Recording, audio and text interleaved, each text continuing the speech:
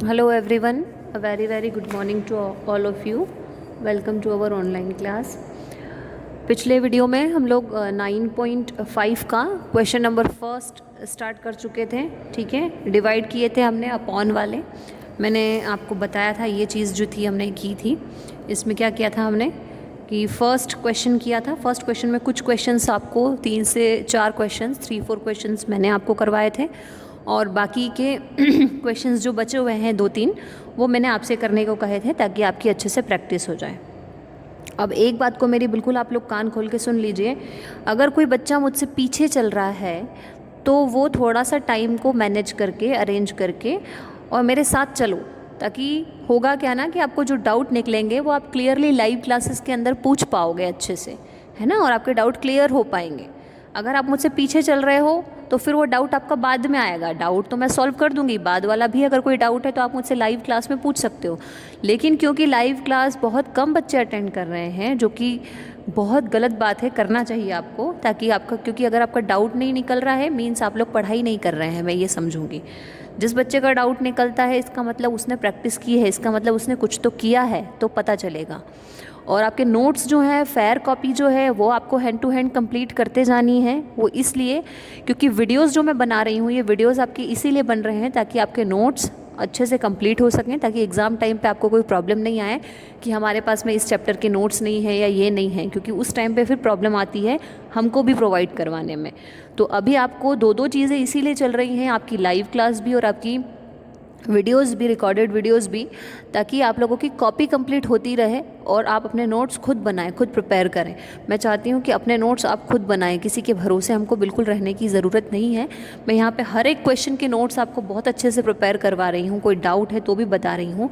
तो इसलिए आप अपनी फेयर कॉपी को बिल्कुल सिस्टमेटिक तरीके से कंप्लीट करिए, ठीक है। अब हम इसमें करेंगे क्वेश्चन नंबर सेकेंड।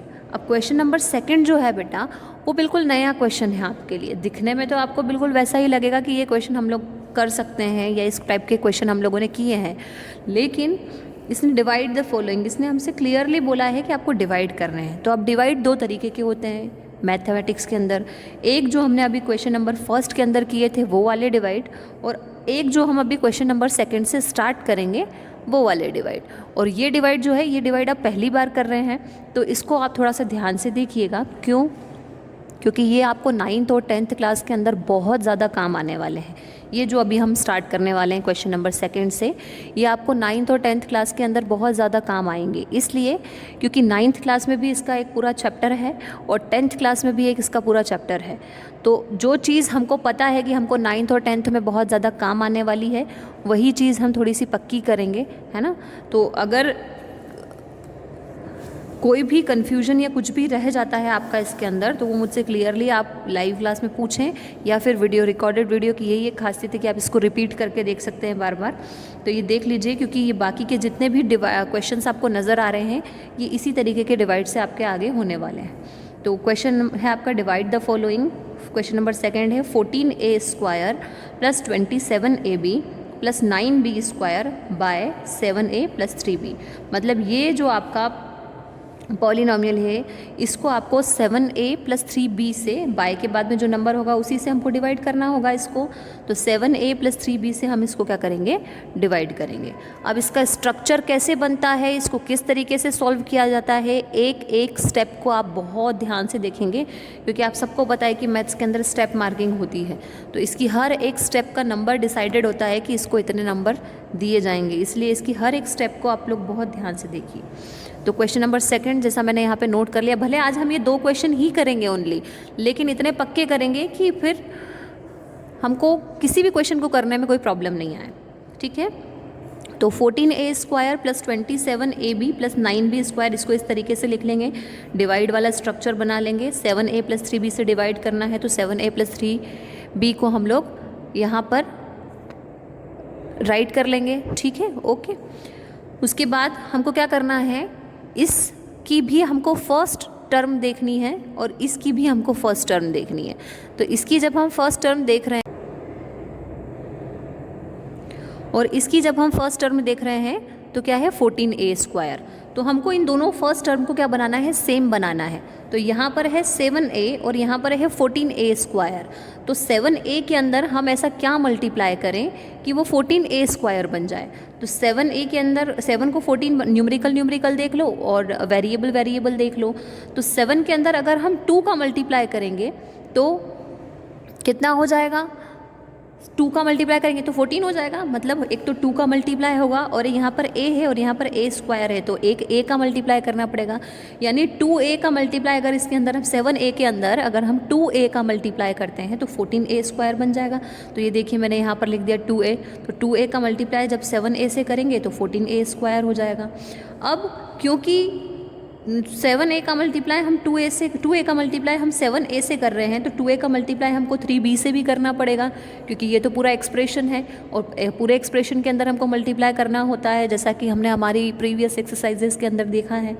तो 2a का मल्टीप्लाई फिर 3b से करेंगे तो 3 2 6 और a और b, यानी ab वाला जो टर्म है उसी के नीचे हम ab वाले को लिखेंगे। तो 3 2 6 ab। अब यहाँ पर साइन वाला सिस्टम देखना कि यहाँ पर जैसे कुछ नहीं है तो प्लस का साइन है, तो आपको जस्ट उसका अपोजिट साइन लगाना है, यानी माइनस का साइन लगाना है। यहाँ पर अगर प्लस का साइन है तो आपको जस्ट उसका अपोजिट साइन लगाना है, यहाँ पर माइनस का साइन लगाना है। तो उससे क्या होगा कि आपको समझ पड़ जाएगी कि आपको यहाँ नीचे प्लस करना है या माइनस करना है। तो ये साइन का ज़रूर ध्यान रखिएगा। अब ये दोनों टर्म सेम थी तो ये कैंसिल हो गई, तो इसको मैंने कैंसिल कर दिया। अब यहाँ पर माइनस का साइन है, यानी 27 के अंदर से 6 जाएंगे तो कितने बचेंगे, 21 और ए बी आपका एज इट इज़, ठीक है। और प्लस 9b² हमारा बचा हुआ था तो उसको भी हमने नोट कर लिया। क्लियर है। अब फिर से वही चीज़ जो हमने फर्स्ट में की थी वही चीज़ आपको फिर से स्टार्ट करनी है, क्योंकि फिर से एक नया एक्सप्रेशन बन गया, तो फिर से हमको वही चीज़ स्टार्ट करनी है जो हमने यहाँ स्टार्टिंग में की थी। मतलब फिर से आपको इस फर्स्ट टर्म को देखना है जिससे हम डिवाइड कर रहे हैं, और जिसको डिवाइड कर रहे हैं उसके भी फर्स्ट टर्म को हमको देखना है। तो यहाँ पर है 7a और यहाँ पर है 21ab। तो 7a के अंदर हम ऐसा क्या मल्टीप्लाई करें कि वो 21ab बन जाए। तो 7a के अंदर 21, तो 3 का मल्टीप्लाई हम कर सकते हैं, 7 3 21 होता है, तो न्यूमेरिकल में तो 3 हो गया। और वेरिएबल में देख लो a यहाँ पर है, a यहाँ पर भी है, क्या नहीं है, b नहीं है, तो हमको a b करने के लिए b का मल्टीप्लाई भी करना पड़ेगा उसके अंदर, क्योंकि यहाँ पे तो ओनली 7a है। तो 3b का जब हम मल्टीप्लाई करेंगे तो हमको 21ab मिल जाएगा 7a से। तो ये देखो हमने यहाँ पे लिखा, और प्लस का है क्योंकि यहाँ पे कोई माइनस का साइन नहीं है, तो प्लस का ही हमको मल्टीप्लाई करना पड़ेगा। तो 3b का मल्टीप्लाई पहले हमको 7a से करना है, तो 21ab आ जाएगा ना, 7 3 21 a और b। और फिर 3b का मल्टीप्लाई अगर हम 7a से कर रहे हैं तो 3b का मल्टीप्लाई हमको 3b से भी करना पड़ेगा, पूरे एक्सप्रेशन से करना होता है। तो 3 3 9 और b², तो 9b², और यहाँ पर हमारा ऑलरेडी 9b² था, तो 9b² के नीचे 9b² आ जाएगा। जो सेम वेरिएबल होंगे उसके नीचे हमको उसी को लिखना है। अगर a² है तो a² वाले के नीचे a² वाला, ab है तो ab वेरिएबल के नीचे ab वेरिएबल वाला, b² है तो b² के नीचे b² वाला, मतलब सेम वेरिएबल का ही हमको डिवाइड करना है। तो 21ab साइन का जैसे मैंने बताया था, यहाँ पे प्लस है तो हमने यहाँ पे just opposite sign minus put कर दिया, यहाँ पर प्लस है तो just opposite sign minus put कर दिया, और हमने क्या कर दिया, क्रॉस कर दिया। क्यों? क्योंकि कैंसिल हो गए, माइनस हो गए ये, और बचा रिमाइंडर कितना हमारा 0। तो हमारा फाइनल आंसर क्या हुआ यहाँ पर 2a + 3b। ये इस तरीके से हमको अब आगे के डिवाइड्स जो हैं वो करना रहेंगे।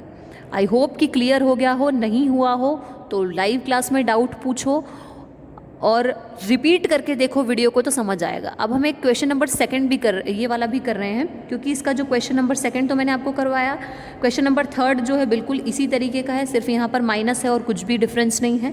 तो मैं आपको क्वेश्चन नंबर 4 करवा रही हूँ। क्वेश्चन नंबर 4 भी बिल्कुल ऐसा ही है, तो आप देख लीजिए। तो अगर आपको कोई डाउट अगर क्वेश्चन नंबर 2 में रह गया होगा तो वो क्वेश्चन नंबर 4 में आपका बिल्कुल क्लियर हो जाएगा। अब क्वेश्चन क्या है हमारा, 10x³ - 11x² + 19x + 10 / 5x + 2, यानी 5x + 2 से डिवाइड करना है हमको इस एक्सप्रेशन को। तो स्ट्रक्चर बना लेंगे, इसको अंदर लिख देंगे, इसको बाहर लिख देंगे जिससे डिवाइड करना है। अब पहला काम हमारा क्या है, पहली चीज़ ये है कि दोनों का फर्स्ट टर्म देखना है, इसका भी फर्स्ट टर्म देखना है जो कि है 5x, इसका भी फर्स्ट टर्म देखना है जो कि है 10x क्यूब। तो 5x के अंदर हम ऐसा क्या मल्टीप्लाई करें कि वो 10x क्यूब बन जाए। तो 5x के अंदर 5 के अंदर 2 का मल्टीप्लाई करेंगे तो 10 बन जाएगा, और x के अंदर अगर x स्क्वायर का मल्टीप्लाई और कर देंगे तो पावर x क्यूब बन जाएगी। तो इसका मतलब हमको 2x स्क्वायर का मल्टीप्लाई करना पड़ेगा। तो ये देखिए मैंने यहाँ पर लिखा है 2x स्क्वायर, तो 2x स्क्वायर का मल्टीप्लाई जब हम 5x से करेंगे तो 10x क्यूब बन जाएगा। ठीक है, अब क्योंकि 2x स्क्वायर का मल्टीप्लाई हम लोग 5x से कर रहे हैं तो 2x स्क्वायर का मल्टीप्लाई हम लोगों को 2 से भी करना पड़ेगा। तो 2x स्क्वायर का 2 से करेंगे तो 2 2 ज़ा 4x स्क्वायर, तो x स्क्वायर वाले के नीचे x स्क्वायर लिखेंगे 4x स्क्वायर। और माइनस क्यों, क्योंकि सॉरी है ना, तो 2 2 ज़ा 4x स्क्वायर, 11 + 4 कितना हो गया 15x स्क्वायर। यहाँ पर माइनस है इसलिए हमने यहाँ पर माइनस भी लिखना पड़ेगा हमको।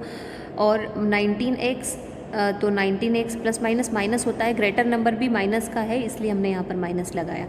ऊपर से जो 19x + 10 बचा है उसको एज इट इज़ हम लोग नोट कर लेंगे। ठीक है, अब फिर से वही, इसका भी फर्स्ट टर्म आपको देखना है, इसका भी फर्स्ट टर्म आपको देखना है।